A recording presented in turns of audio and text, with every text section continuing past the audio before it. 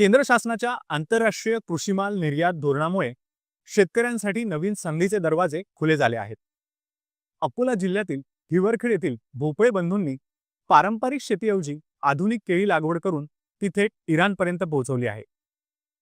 आंतरराष्ट्रीय बाजारपेठेत प्रवेश मिळाल्यामुळे शेतकऱ्यांच्या उत्पन्नात केवळ वाढ झाली नाही, तर शेती क्षेत्रात आत्मनिर्भरतेकडे जाण्याचा प्रवासाला अधिक बळकटी मिळाली आहे। अकोला जिल्ह्यातील हिवरखेड येथील भोपळे कुटुंबीय हे पारंपरिक शेतकरी। मात्र अनिरुद्ध आणि तुषार या भोपळे बंधूंनी पारंपरिक शेतीऐवजी केळी लागवड केली। आंतरराष्ट्रीय बाजारात हिवरखेड गावातील केळी पोहोचावी या उद्देशानं त्यांनी प्रयत्न सुरू केला।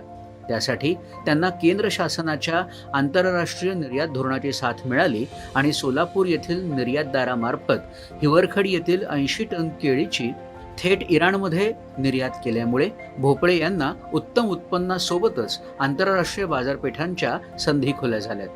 केळी एक 7 वर्षापूर्वीपासून पिकवतोय, पण त्याच्यात मार्केट पिकवणं तर कोणालाही येते, पण आज मार्केटमध्ये लक्ष देत असताना 2 पैसे जिथे आपल्याला उरतील तिथे आम्ही लक्ष द्यायला यावर्षी मागच्या वर्षीपासून केंद्रित झालो।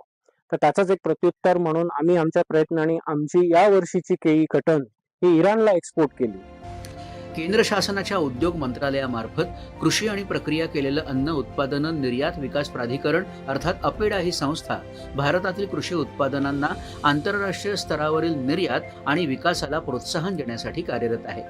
शेतकऱ्यांना निर्यातीचा फायदा मिळावा यासाठी निर्यातदारांशी थेट संवाद साधण्यासाठी सरकारनं फार्मर कनेक्ट पोर्टलही सुरू केलं आहे। आम्ही पारंपरिक पद्धतीने मी शेती करत असताना त्याच्यातून फारसं काही उरायचे नाही।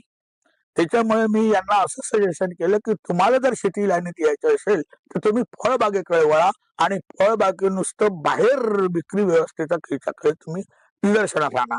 त्या हिशोबाने आमच्या मुलांनी म्हणजे क्वालिटी तर दिलीच, क्वालिटी बरोबर बाहेरच्या याच्यामध्ये माल पाठवताना 2 पैसे आपल्याला मिळतील याच्याकडे लक्षपूर्वक ठेवून या प्रकारे माल उत्पादन केलेला आहे।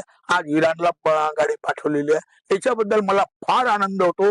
I am proud of you. आमच्या मुलांनी, आमच्या पुतण्याने आणि आमच्या मुलांनी हे जे आपल्याला काय म्हणतात ही जी योजना घेतली याच्या मागे आम्ही पूर्णपणे पाठिंबा आहे यांचा। हे जसे जसे पुढे जातील तसं तसा आम्हाला आनंदच आहे।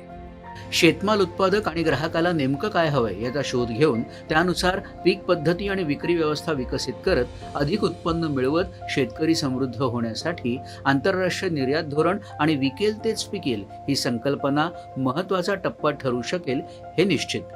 खूप आनंद येतोय, अभिमान वाटतो। मी माझी केळी लहान आपल्या गावातून माझी केळी इराणला जात आहे, याच्यामध्ये खूप अभिमान वाटतो मला। सेंट्रल गव्हर्नमेंट आणि महाराष्ट्र शासन हे पूर्ण आता एक्सपोर्टच्या हिशोबाने आपण प्रयत्न करत आहे की आपल्या सध्या डिमांड आहे 100 कंटेनरचं, आपण फक्त 20 कंटेनर पाठवत आहोत।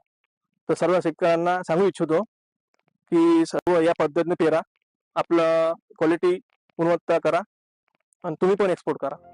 दूरदर्शन बातम्यांसाठी विशाल बोरे, अकोला।